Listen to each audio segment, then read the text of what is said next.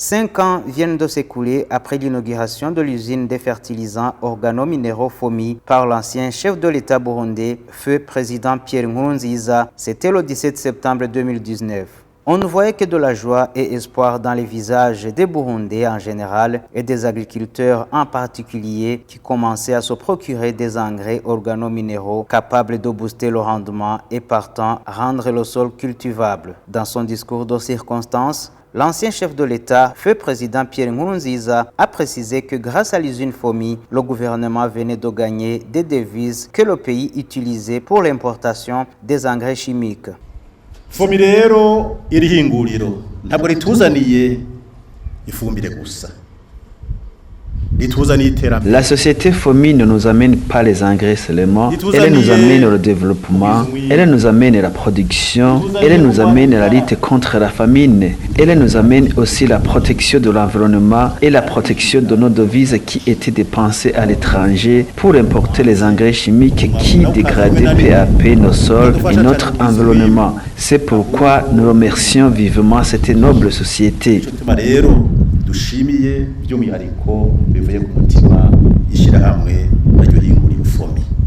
Une année après le début des activités, la société FOMI a procédé à l'extension de l'usine pour pouvoir produire plus d'engrais étant donné que la demande était supérieure à la production. Les agriculteurs avaient déjà constaté l'avantage d'utiliser les engrais organominéraux FOMI, que ce soit sur la production agricole ou soit sur le rétablissement des sols cultivables. L'extension a été inaugurée le 15 septembre 2020 par le président de la République du Burundi, son Excellence Evariste Ndayishimiye, qui lors des cérémonies d'inauguration a lancé la campagne de distribution des engrais organominéraux FOMI aux coopératives agricoles avant d'apposer sa signature dans le livret d'or. Dans son discours de circonstance, le numéro 1 burundais, son Excellence Evariste Ndayishimiye, a invité les responsables de l'usine FOMI à faciliter les étudiants qui veulent faire des stages, mais également, dans la mesure du possible, de créer des établissements d'enseignement agronomique.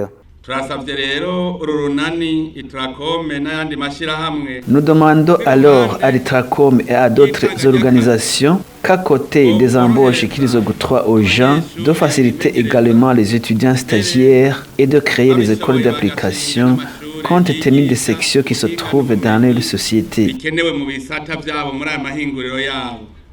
Les responsables de l'usine des fertilisants organominéraux FOMI ont répondu à l'appel des autorités du pays. De 2020 jusqu'en novembre 2024, 456 étudiants ont bénéficié des stages à l'usine FOMI et parmi eux figurent ces deux pays de la sous-région. Ces stagiaires se disent satisfaits de la formation reçue et plaident notamment pour la construction de l'usine FOMI en RDC. On est presque vraiment les voisins ici. Et on devrait aussi apporter cette usine au Congo. Durant les 5 ans au service de la nation, l'usine FOMI enregistre un bilan positif et rassurant et compte continuer à servir le Burundi pour que chaque bouche ait à manger et chaque poche ait de l'argent. Pour y arriver, la FOMI va continuer à produire plus et commencer à vendre l'excédent à l'étranger et partant faire entrer des devises au pays.